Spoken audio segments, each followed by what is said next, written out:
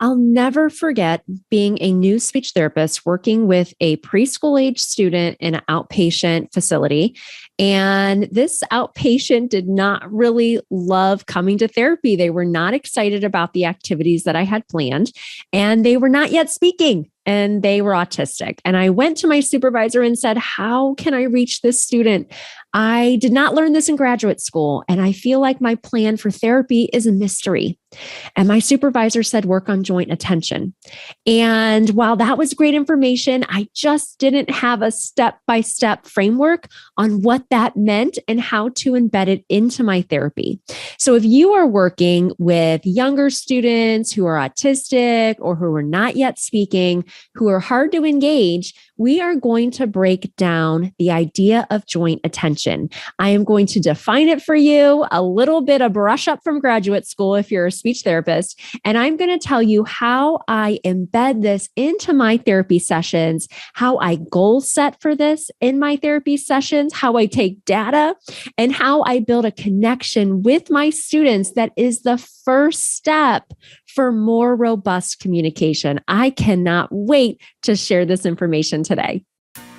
You're listening to Autism Outreach Podcast, a podcast full of ready-to-use strategies to help those with autism strengthen their communication skills.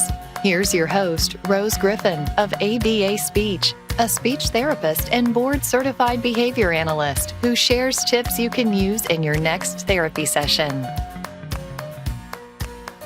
I can't wait to talk with you today all about getting started in therapy with autistic students who are younger. So today we're going to be talking about learner engagement.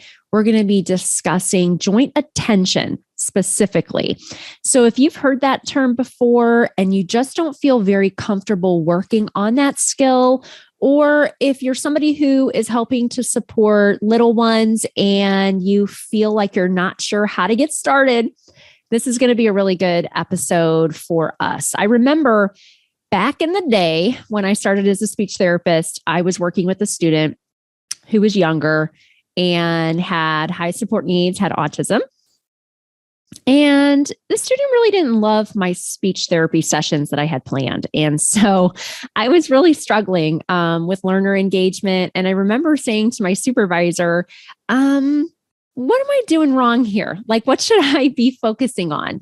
And my supervisor at the time said, work on joint attention. And I just wasn't really sure what that even meant. Of course, I had gone over it in my coursework. Of course, I had learned about it.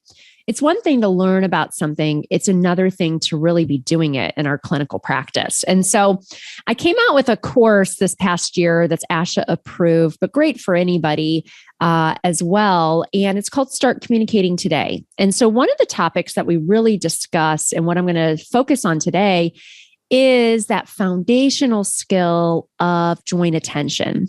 So I talk a lot about shared activities, whether I'm talking with a parent doing a consult or whether I'm doing my supervision for future BCBAs or speech therapy assistants, I am always discussing that connection before communication. It's so very, very important. And I think it's something that takes time. And I think it's something that needs to be a major focus of our intervention for younger children. We had Megan Miller on, who's a wonderful BCBA, and she talked about the Early Start Denver model. And that's definitely a tool that has a lot of really helpful information.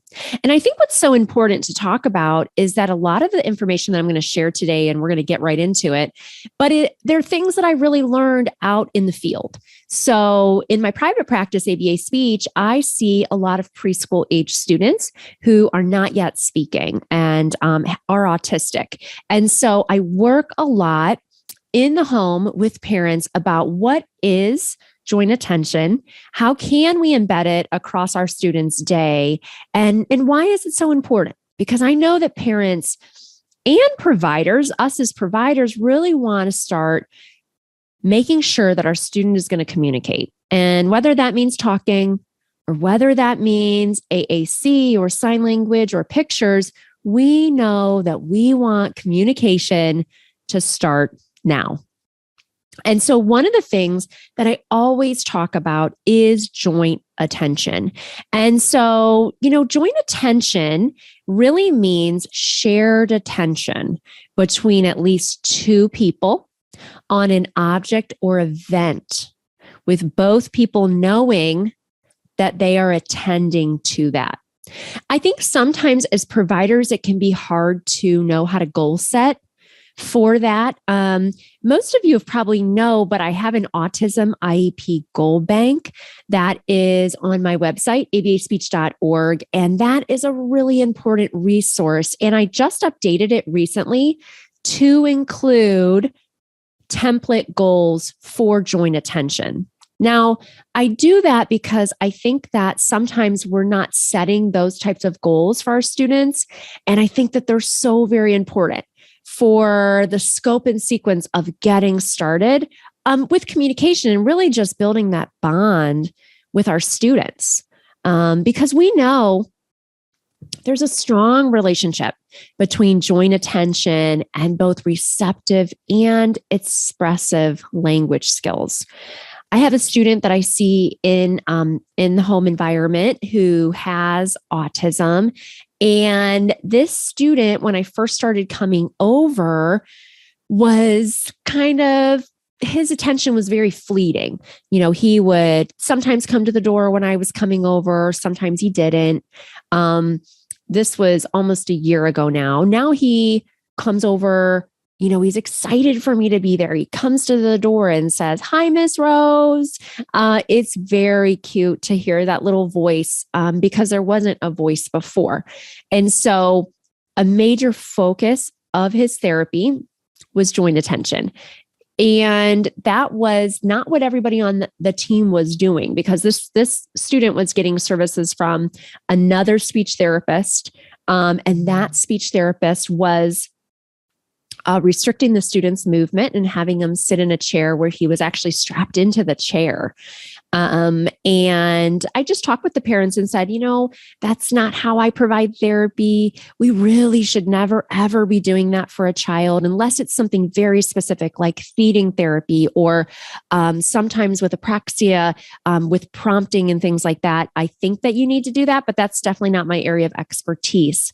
But for general speech therapy, we should never be doing that. I want the student to want to spend time with me. I want to be the fun thing that the student is excited about. And so we know that that connection before communication is how we're going to excite our student about using their voice and showing them that their communication is powerful. And so today, what I want to do is I want to give you ideas on how you can work on joint attention. So joint attention is something that we as therapists, we as providers can work on with our students. And it's definitely something, if you're listening and you're a parent, that you can embed across your students' day as well. And so we are going to talk about joint attention and how you can work on it through playing with toys, how you can work on it through songs.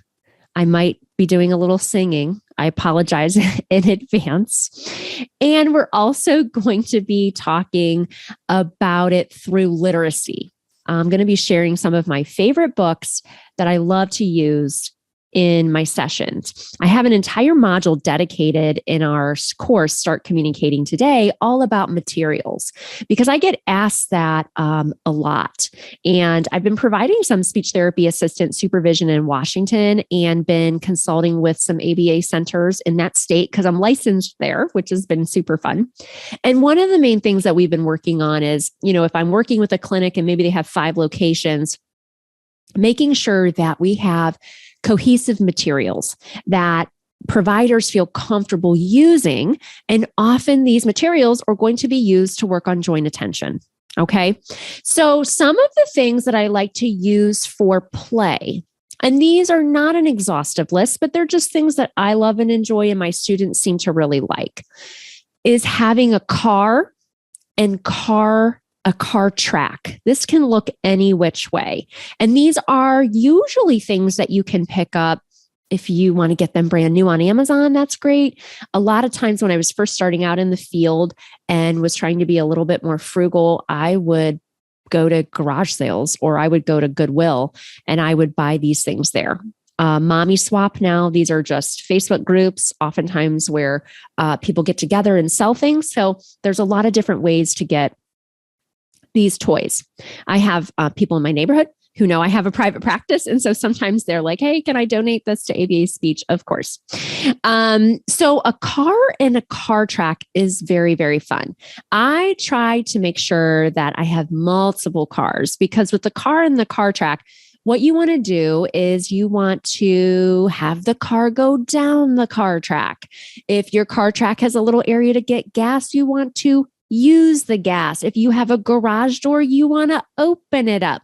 And the thing with joint attention is we're not making the student participate. This isn't a forced interaction. This is a, hey, this car track and these toys are so much fun. Look, I have extra cars. Here's a car. Why don't you put it down the track? And this is the thing I coach parents on and other providers is that this is not, it's a semi-structured way to work on therapy. I call it semi-structured because I typically am not doing this at a table. I am typically sitting at a chair. Typically sitting in somebody's living room. Now, you don't have to do that because every work environment is going to be different. So if you're working with kindergarten students and you're like, no, everybody has a workstation, that's completely fine in the classroom.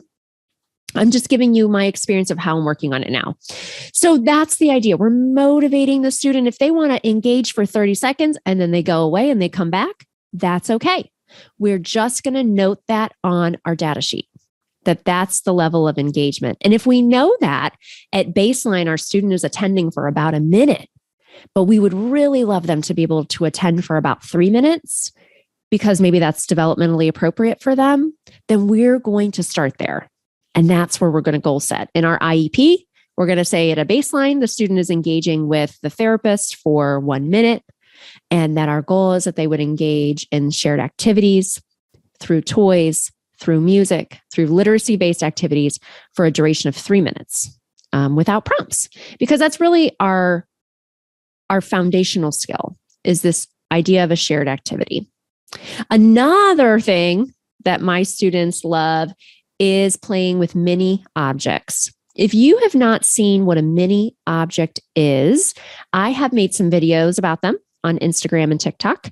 And you can just Google mini object. They're just exactly what they sound like.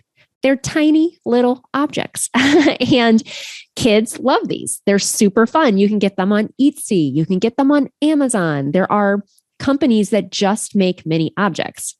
I have this really cool toy from Lakeshore Learning that works more on matching, but it has a lot of mini objects.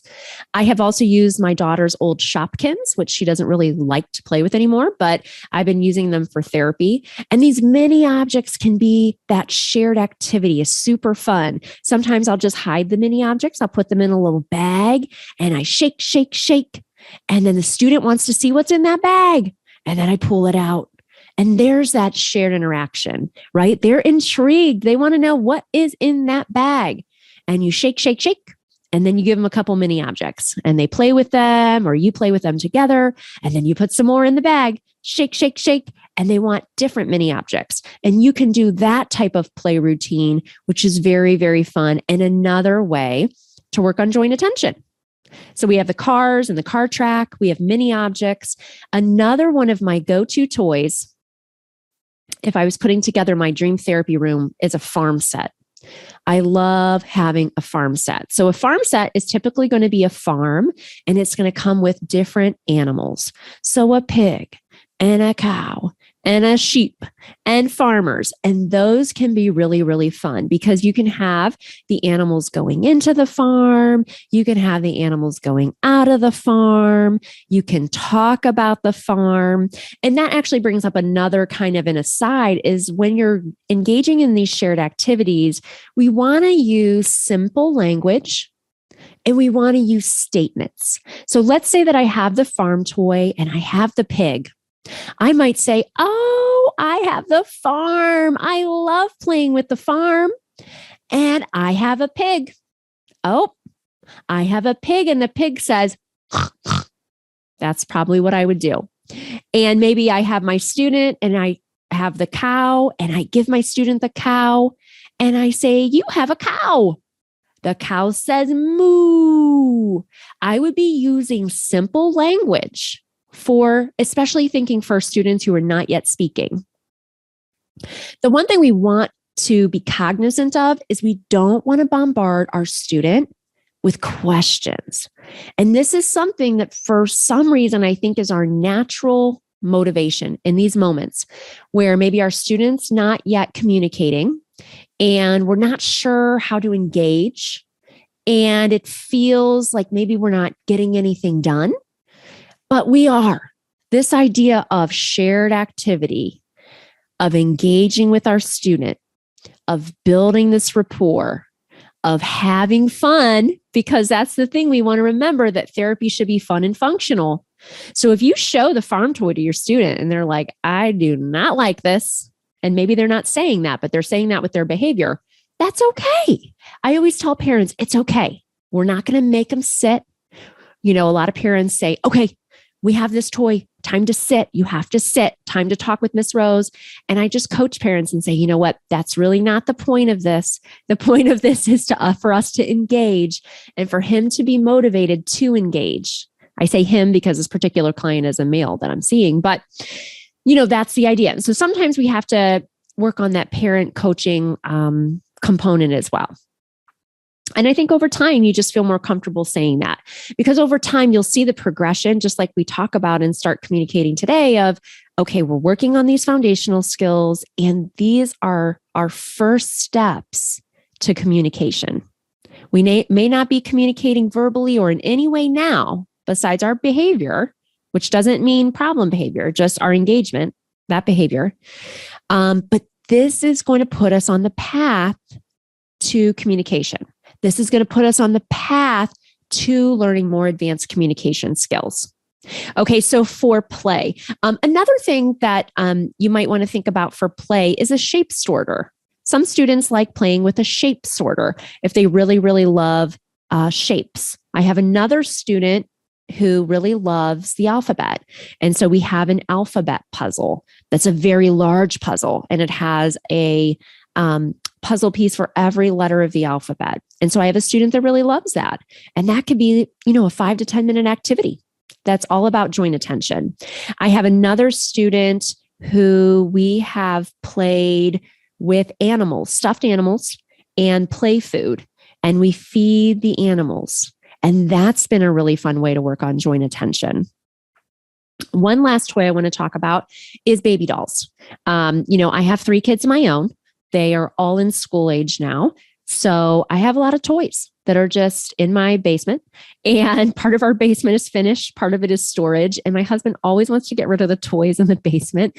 And I always tell him, no, do not touch those because I am still seeing clients in my private practice.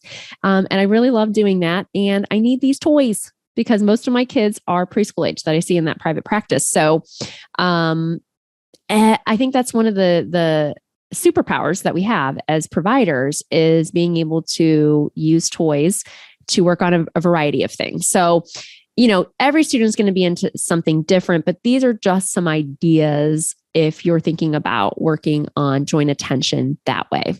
Okay, so those are ways that we can work on joint attention, having a shared activity, using toys, using play-based strategies.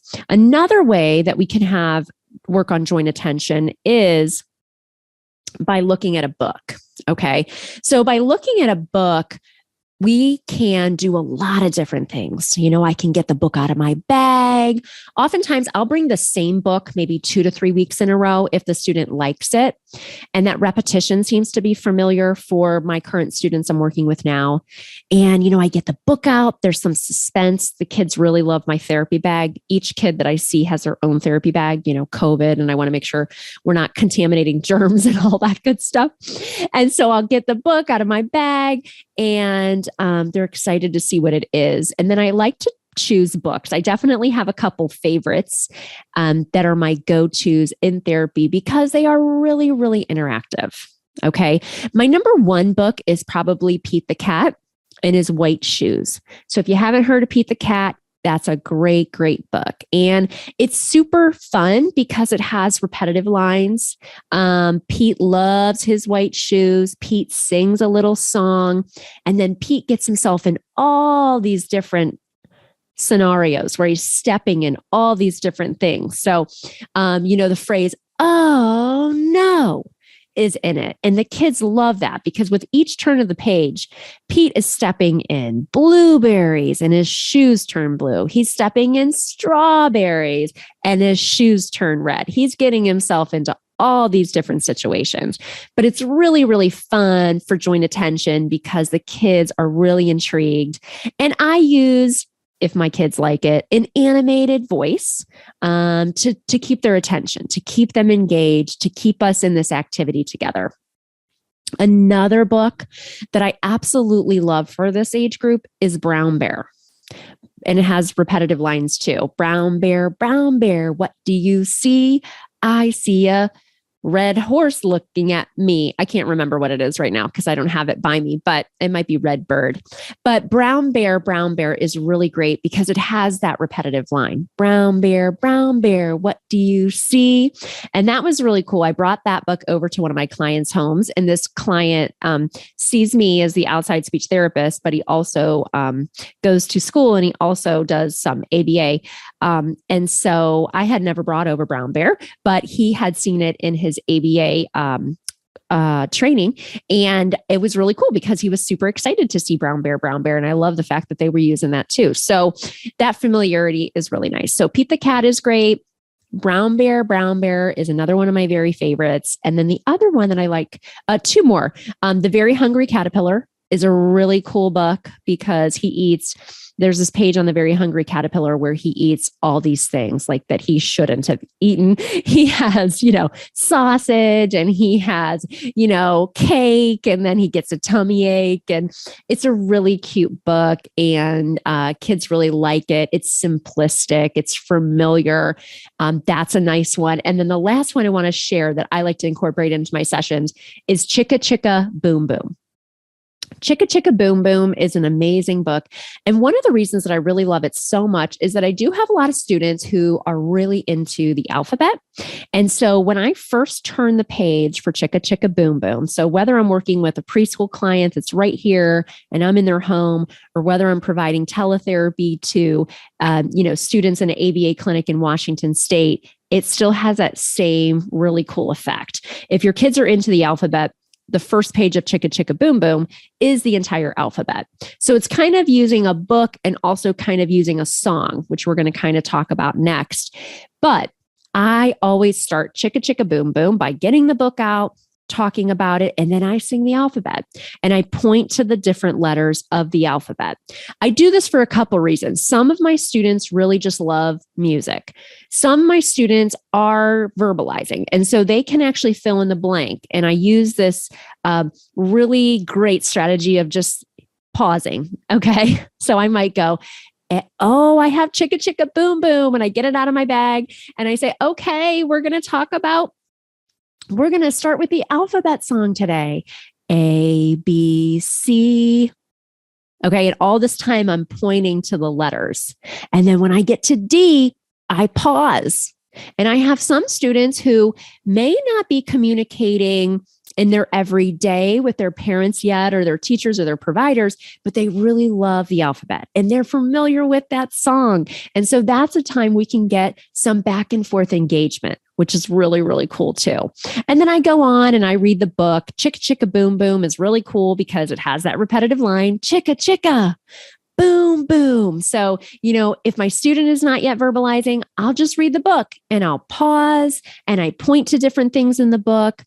If my student is verbalizing, it's a time for them to maybe fill in the blank for some of those. And as you keep bringing the book, a couple sessions, and maybe the parents get excited and they want to buy it too, it becomes familiar. and your kids will be engaged. And I think that's the thing to think about is when we're taking data in our sessions, because I'd be, remiss if I didn't talk about data collection, is that, we might have a student who sees the book, is excited for 30 seconds, runs across the room, comes back. And I always say, we're not going to make them come back.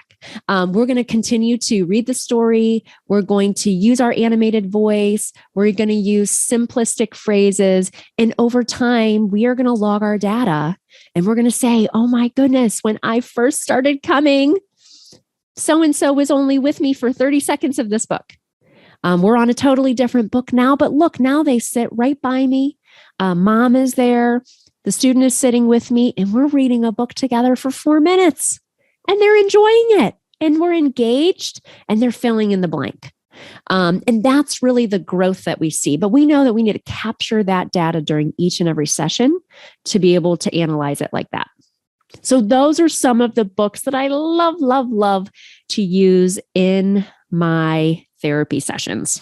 Okay. Now, the last thing I want to talk about is how can we work on joint attention? How can we work on this idea of connection before communication, shared activities? And these are the ways that I talk about these things within our sessions. So that would be with music. I really love incorporating music into sessions with little ones. I have a really terrible singing voice, but my clients don't seem to mind. If there's parents around, I might be a little nervous, but I do it. I sing. And usually what I do is I usually have some type of visual that goes along with the song. Not always. Okay. Not always, but I did a long time ago when I was working in Austin, Texas, for an outpatient clinic. I just made completely black and white, but they are laminated, a visual for Old MacDonald, which is a farm and it has the different animals. And then I made a visual for Wheels on the Bus that just has a bus and it has the different characters you talk about.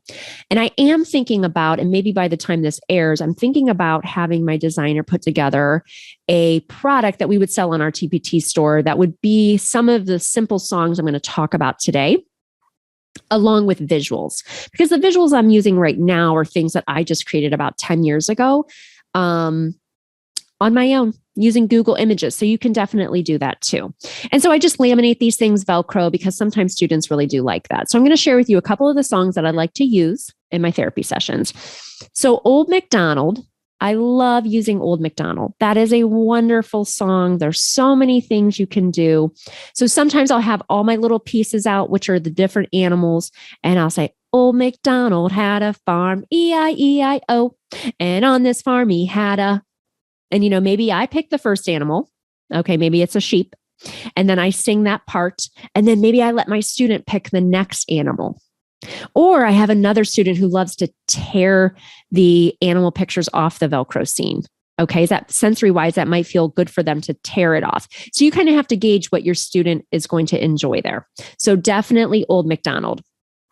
Another song that's one of our fan favorites is Wheels on the Bus. I love Wheels on the Bus. I do have a visual that I created many moons ago, but I'm going to try to update that and make that a product that would be available. But Old MacDonald is really, Wheels on the Bus, sorry. Wheels on the Bus is super, super fun because it has motions too.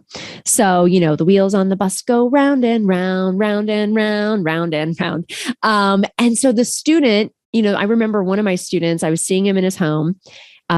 We had a mini object bus. It's kind of all come together here. And he liked that. And then we started working on Wheels on the Bus. And I'll never forget the first time that we worked on it, he was not interested, not interested in that song at all. He stayed with me for maybe 15 seconds and then he kind of left. His parent, this is when we first started working together, was upset. Like, oh, you have to come over, and I was like, oh, let's just wait. Let's see what he's doing. He went and he got this little ride along bus that he had in his house that I couldn't see. It wasn't in the living room. And I was like, wow, that's so cool. So then he just kind of hung with me. He was on his bus toy. And then we did that song for maybe 3 weeks after that. And towards the end, he was doing the motions. He was an emergent communicator. So he was using some of the words. He loved it when the baby on the bus goes, wah, wah, wah. So he thought that was hilarious. Every kid is going to be into something different, right? So we have to give them these opportunities to see what they love and enjoy. So Old MacDonald, I love Wheels on the Bus. I also love Head, Shoulders, Knees, and Toes. That's a super fun one because it has motions. And so these are some super fun ways that you can work on joint attention. So I know that we talk about joint attention as speech therapists a lot in our coursework. And sometimes when you get into the real world and you're working with a student who's not engaging, and you think to yourself, how am I going to reach this student? Because traditional speech therapy does require some structured sitting. And I will have you know that a lot of my students who are at this emerging communicator level, where they're just learning readiness skills, where they're just embarking on learning foundational skills. This idea of joint attention is so very important. And I think sometimes we, especially as public school therapists, feel nervous about getting data and making sure that we can capture this on the IEP. So I'm going to include in the show notes my autism IEP goal bank, but you can get it right on the front page of abaspeech.org because I have updated it. So if you are one of the tens of thousands of people that have downloaded this resource, make sure that you look at it again and download it again because I have updated the resource. And it includes information on how to goal set for joint attention. And then thinking to yourself, if you're feeling stuck in sessions with your students, thinking about bringing it back to this. Have you built a rapport with your student? Have you taken time to work on joint attention? Because this is really what is a foundation for other types of communication. And we really do have to share with other providers. We have to share with parents, potentially other speech therapists, that this is really going to be a cornerstone of our sessions for early learners. I'm excited that you logged in today. Make sure that you reach out if you have any questions about joint attention. Make sure to check the show notes, which is just right at abaspeech.org. Or if you're watching on YouTube, it should be in the description. And I will have my IEP goal bank listed there, which is very, very important. And if you want to go more in depth on the idea of how to help younger students, make sure that you look at our course that is ASHA approved, but it is for other professionals. It is for parents as well. You get a certificate. It's called Start Communicating Today. And I talk way more about joint attention.